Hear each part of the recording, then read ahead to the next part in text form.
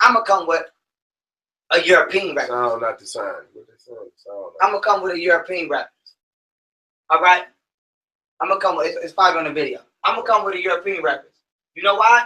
Because this show you that even the white man know that this shit is bullshit. What's most important for mine and the next presenter? Pernetter. And netter is a key word here. That's correct. I can go into a lot of detail, but we don't have time. So all of Champollion's translations are basically incorrect. All of Egyptology's translations are basically incorrect. So the word netter, they translate as god or goddess. Somebody asked earlier, what about all the gods and goddesses of Egypt? Well, the mere fact is we're looking at two different levels of understanding, which I'm going to discuss in great detail in this second book. That there was an exoteric teaching and an esoteric teaching. The exoteric maybe is talking about gods and goddesses, but the true meaning of netter is not god or goddess. And first one, again, who did this in modern times was R.A. Schwaller de Lubitsch, who was the first one to look at this word and said, wait a minute, this word doesn't mean deity, like we understand. It means an aspect or principle of the divine. Part of the whole, not the whole. So netter is actually where the Greek word nature comes from. Netter, nature. So the house of nature, the house of energy.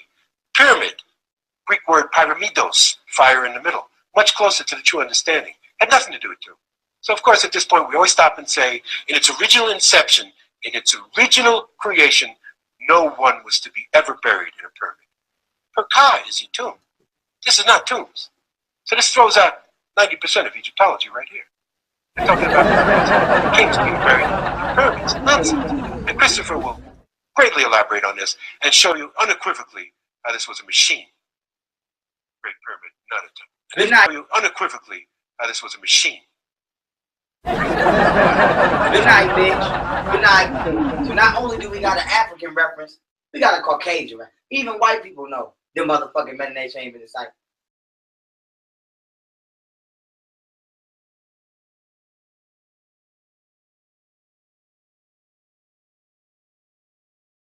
An example.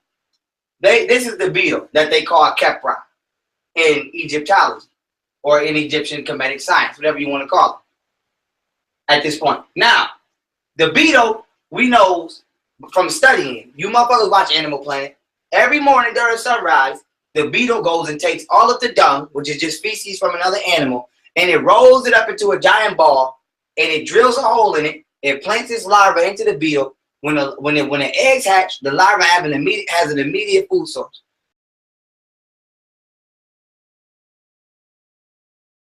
It's called Khepr, which we know as the scarab beetle. Everybody likes Egyptian iconography, has seen the scarab beetle, also known as the driller. Why is it called the driller? Well, the scarab beetle is an unusual little insect because it takes a ball of dung, animal waste, rolls it up, and then deposits its eggs in the dung. So when the young are born, they immediately have a food supply. When the eggs hatch, the larva has an immediate food source. Now, out of all of the goddamn things they say the Kepra represents, one of the factual things is that the Kepra meant the sunrise in the morning. Because at 5:30, the sun starts to come up. This is the same time the beetle starts to push the dung, and it grows and grows and grows into a bigger ball. So our ancestors anthropomorphized that which was around them to conceptualize that which they experienced. Also became a symbol, the first stage of the sun is the dawn, when the sun comes up. Because as a great teacher, R.A. Schwaller de Lubitsch, who, if you've heard of John Anthony West, is the greatest proponent of this man's teachings, he made the statement that the Egyptians, Cometians, used the known to evoke the unknown. And what they saw with this little beetle is pushing the ball of dung in front of itself daytime. They said, well, it was like bringing the sun disk at dawn, pushing the sun. So it became a symbol of dawn.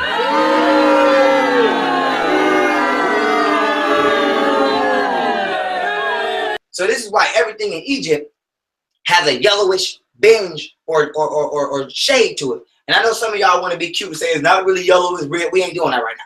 We going what people can see. Everything in Egypt, from the pyramids to the Sphinx to all buildings and creations in Egypt have a yellowish pigment to it. But I want you to look at this color. Keep the color. This is the natural color of rose quartz granite. Okay, let's move. Now, over 250 geologists have confirmed the age of the following structures. Now, when I tell you it's water damage, don't worry. I'm going to show you. I'm going to show you. She has to be older than 10,000 years. And Shaka's not alone.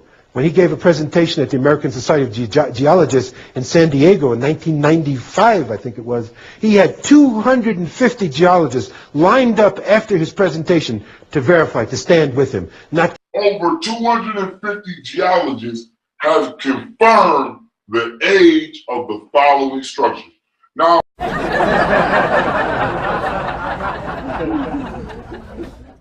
I'm going to show you. Now listen, this is a view of the goddamn Great Pyramid from the west side of it. This is a view of the goddamn Great Pyramid from the south side.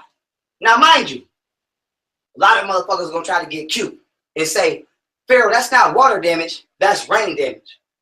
Hear me out, family. Wind blows in Egypt from the south towards the west and the north. No, towards the east and the north. Now, why is this important? This side actually gets hit with sand. This side don't get hit with no sand. You know why this side looks better than this side? Because this side, when the sand hits the pyramid, it's been covering it up and shielding it from rainfall. This side never gets shielded from rainfall. Now, when you do the history on Egypt, and we do the research on Egypt, you know that Egypt gets a maximum of 4 inches of rain per year, which means it would take a minimum of 15,000 years of rainfall to commit this much damage to a pyramid. So it's been geologically confirmed by water damage. Not just because I'm going to show you the foundation too. Because you niggas going to say, Pharaoh, that might be rainfall. Why the fuck did the goddamn, what you would consider the basement of the pyramid, get water damage if it's not exposed to rainfall? That's because it was exposed to a river which dried up a minimum of 11,000 years ago.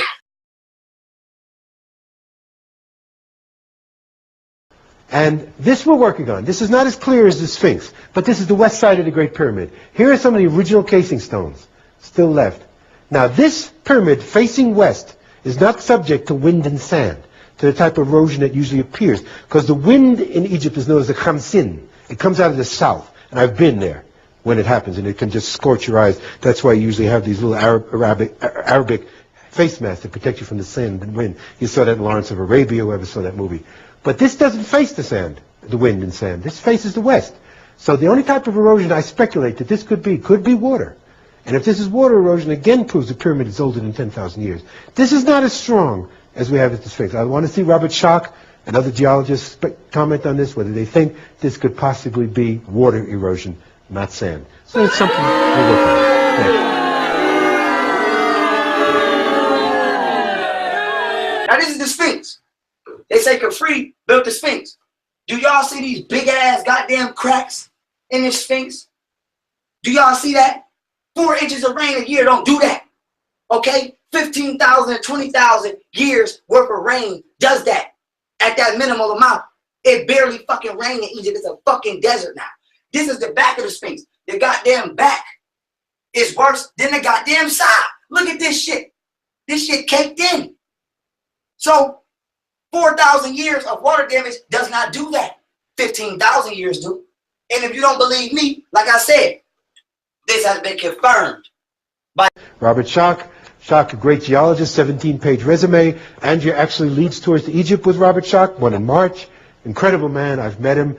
Wonderful person. He's convinced without a doubt that this is water erosion. Not only water erosion, but caused by rainfall. Rain beating down for thousands of years. Next, we'll go into more closer detail of that. Thousands of years, water, this he says is a textbook example of water erosion. Not wind and sand, as Zahi Was and Mark Lehner will tell you. Cannot have been done in the last 4,500 years. It hasn't rained significantly in this area of the world. Like I said, it rained one day. That's probably all it's going to rain all year. 4 inches of rain a year at Giza. Hasn't rained significantly in 8,000 to 10,000 years here. So it has to be the Sphinx is older than that.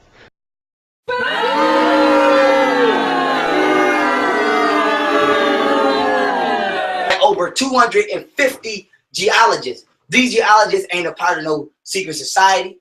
They're not part of no Egyptology society. They're not part of no corrupt shit. They just some white motherfuckers who got money and technological equipment, and they went over there and they told the truth. And how I came to this was through my long research into the field of academic Egyptology and realizing that didn't sit the bill, the questions weren't answered by academic Egyptologists. I went into the metaphysical aspect of it. I got involved with the Rosicrucian Order, AMOC, in San Jose, California, where I was a staff research scientist for 2 years, known as Tutmo's third title. He's very important because I have a major chapter in Rosicrucianism. Any of you is interested in the true history of the Rosicrucian Order, we deal with it in my book, goes back to ancient Egypt. This man, by the Rosicrucians themselves today, is considered the traditional founder of the Rosicrucian Order, going back to 1450 BC. Next. This is the man who was the modern imperator of the Rosicrucian Order, Dr. Harvey Spencer Lewis, who founded the order in 1915 in New York City. I write in detail about him. He fulfilled a prophecy that was told to him in 1999 when he was initiated in France, where it said it would be the reincarnated soul of Amenhotep IV, Akhenaten, who would reestablish the Rosicrucian Order in the land where the eagle spreads its wings. So you niggas have been bamboozled. Red Pyramid, lower chamber, shows evidence of water erosion. 1997. Photo by author Stephen Miller. How the fuck is the basement of the pyramid got water erosion? Rain can't even get down here. But you know what was there that could have done it? That dried up? A river called the Urnil River that dried up 11,000 years ago. Again, in my book is more detail. The ancient civilization I'm talking about had an ancient river, which we call the Urnil, which was named by a German researcher named Blankenhorn in the early 20th century. So you niggas have been bamboozled. Because of the difference between Egyptology and Kemetology. I was going to wait to tell y'all. Now I'm going to tell y'all now. So, first thing we say is we don't teach Egyptology. Chris introduces me as an Egyptologist. Well, I'm not. I'm a chemetologist. It's a whole new discipline. You niggas have been swindled. You niggas have been tricked. And now you in a community tricking everybody else.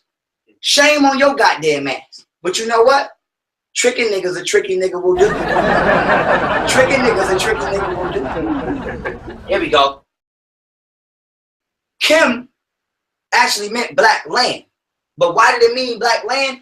Because we know, according to Egypt as we know it, only the Nile River gave us an inhabitable strip of land to which we planted our crops and lived on. So this civilization was pre-desert. So it was based on this ancient river, the Nile, the Urnil, which is Western Desert. And the word means the black land. It's the alluvial, dark, rich soil that the river deposits when she floods. And that was the basis of the civilization. You're going to see a slide I'm going to show you of Egypt. And people are amazed that all this civilization was a thin strip of green land around the river. And the rest was desert. That's dynastic times. But even so, the ancient people called it the black land, meaning the rich soil deposited by the river where they grew their crops, their civilization. So you niggas have been bamboozled. But if you go back about 11,000 to 65,000 years to when the Nile River was in its full capacity, it was called the Urnil River. Again, in my book is more detail. The ancient civilization I'm talking about had an ancient river, which we call the Urnil, which was named by a German researcher named Blankenhorn in the early 20th century. And actually, the entire Sahara Desert actually used to be the Urnil River.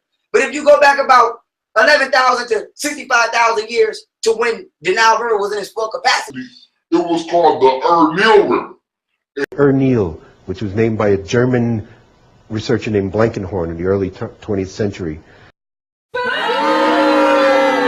niggas have been bamboozled. So the Garden of Eden in the Bible, when in the Bible they say God took the Garden of Eden and turned it into a desert to hide it from the people, Eden is the word need scrambled up. The Garden of Eden was need. African people lived in Eden, aka without need, because they literally lived on land and the ocean at the same motherfucking time. Urnil, which was named by a German researcher named Blankenhorn in the early 20th century. The goddamn river ran into the damn Mediterranean Sea, and they didn't need for shit. And they built their pyramids out of granite, crystal, and motherfucking Amethyst, and granite, Amethyst, crystal, and they used the water from the Urnil River to give it an electrical conduction, to which the air inside the chambers ionized it, and it amplified the goddamn capstone, and it brought electricity to the whole motherfucking civilization. Of the land of Osiris, we talked about Kemet. Hakim taught me that there was a further definition, a further designation within Kemet that had a series of sites from Dashur in the south to Abu Wash in the north, which includes the famous sites of Giza and Saqqara. All these sites were known for having pyramids, pernetters, and temples, purbas, that are ancient, over 10,000 years, all connected on a grid line. Again, Christopher will talk about the energy of the Great Pyramid when he's up. All these pyramids work together in harmonic ways to form an ancient grid. Pyramid! So with that being said, you niggas don't know what the fuck you talking about. And you saying people call even the word Kim in Arabic, they call it al-him. And actually, that's a later derivation. The real term was Kem. And it's even in existence today because the Egyptians, one of their terms, the Arabic term for Egypt is al-Khem. Does that name sound familiar? That being said, Egyptology is made up by Europeans to hide the true origins of African history and what is known today as Egypt. The Ayuwani tribe in Giza have never been displaced from their land, okay? And have confirmed the findings of Kemetology by their holding of 65,000 years worth of history through oral tradition. So, bitch, I'm not running over there to get no goddamn first-hand account of Kemet. I'm not running over there to get no first account information of Kemet.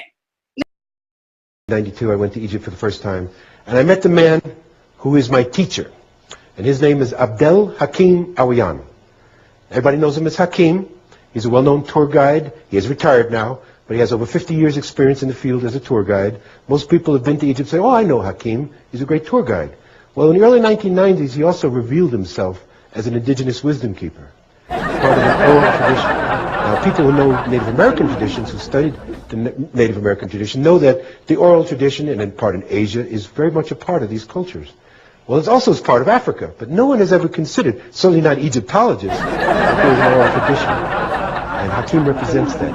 His tribe, the Awayani tribe, which is called the Eye tribe, everybody's wearing an eye of horse, an eye of Ra, represents this tribe. They not only kept the history of their own tribe, they kept the history of all tribes. So what we present to you is over 65,000 years of oral tradition, and stating that there was a previous civilization before what is known as dynastic Egypt, before what is known as Egypt to Egyptologists, that existed and was very highly advanced, built the pyramids, carved the sphinx. So you niggas have been bamboozled. According to Kemetic history, each king had 5 names. So why would they only write one name on the cartouche? Why wouldn't they write all 5 names? Now, if you look up the etymology of the word cartouche, it comes back to an Italian word, which means grocery bags. Egyptians didn't have grocery bags, stupid bitch. So why would they write their name on a grocery bag? But you niggas don't do no research. You just run your fucking mouth and slander all day. But don't worry, because I'm here to whoopsie your ass right up out of here. Don't worry. Pseudo. Let's go to pseudo, bitch. Well, this is on the roof. Now, this is called a cartouche. You hear Egyptologists always talk about cartouche, French word, means bag of holding or grocery bag. Well, actually, it's a knot of papyrus. And Egyptologists will tell you that a king's name was inscribed. And that's another one that needs to be flushed down the toilet. Because these people would never have put their common names up on the walls for anybody to see. These were titles.